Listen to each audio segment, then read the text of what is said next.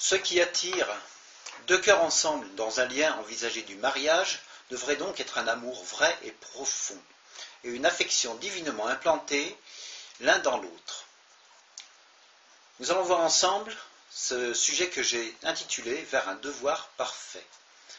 Avec la connaissance de la volonté de Dieu à cet égard, ce devrait être le seul motif du mariage.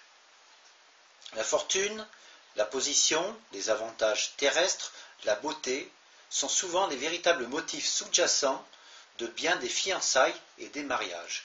Et c'est vraiment dommage. Mais toutes ces choses ne peuvent pas produire l'amour véritable, la joie et la paix conjugale, ni par conséquent le véritable bonheur. Le bonheur, dans ces cas-là, restera artificiel.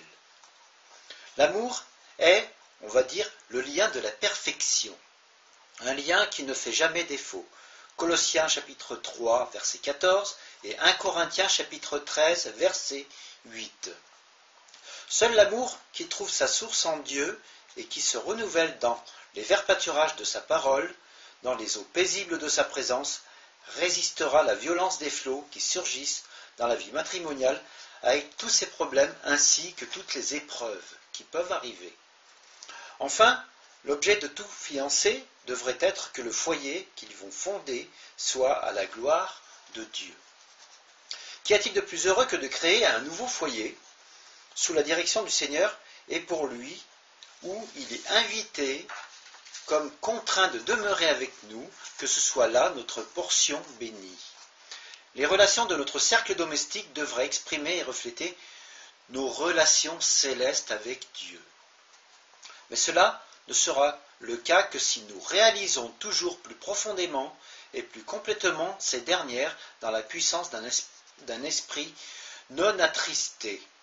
Ainsi, tout au long des épîtres de l'apôtre Paul, le Saint-Esprit place d'abord devant nous toute la vérité de nos relations, de nos bénédictions, de notre position céleste. Puis il s'occupe de nos relations terrestres comme découlant de celles-ci et il établit pleinement notre responsabilité et nos devoirs respectifs, le mari envers son épouse et l'épouse envers son mari.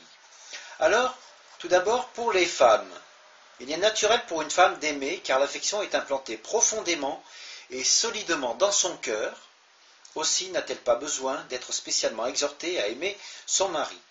Mais elle est portée à oublier de lui être soumise comme au Seigneur et à chercher plutôt à diriger. C'est inscrit dans le caractère de la femme.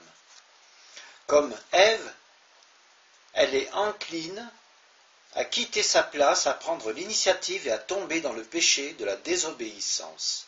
Aussi est-il important qu'il lui soit rappelé d'honorer son mari, de le consulter et de se soumettre à lui comme étant son chef.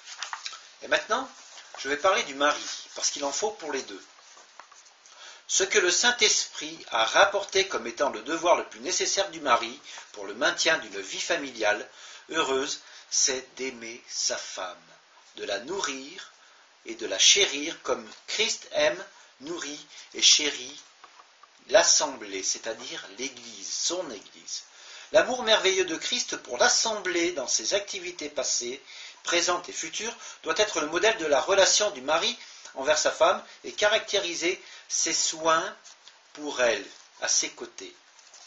La nature de l'homme n'est en général pas aussi tendre et aimante que celle de la femme, car l'homme a un caractère fort différent.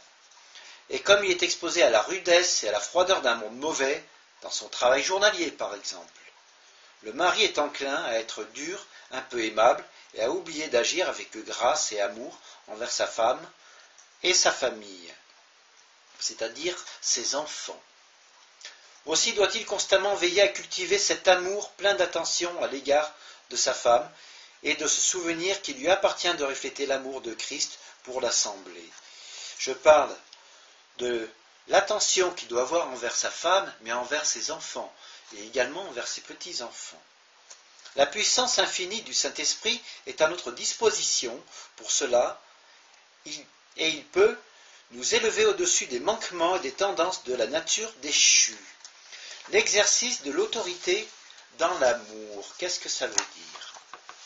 Les maris pourraient avoir une haute idée de eux-mêmes, aller au-dessus de ce qui est raisonnablement pensables et se prévaloir de leur position et de leurs droits comme chef du foyer et de la femme pour agir despotiquement, oubliant que l'amour doit caractériser le cercle matrimonial. Si l'autorité dans ce domaine est attribuée au mari, il doit toujours se souvenir que cette autorité doit s'exercer avec grâce et amour et s'exprimer dans les termes de l'amour et de tendresse qui conviennent à un canal de la volonté divine. Ne l'oublions pas. La véritable unité de vie à deux sera ainsi manifestée dans un mélange d'autorité ainsi que d'affection. L'autorité du mari sera montrée dans l'amour et la soumission de la femme sera stimulée par son affection et son respect pour lui. Autrement dit, c'est un juste échange, un juste équilibre qui se construit à deux.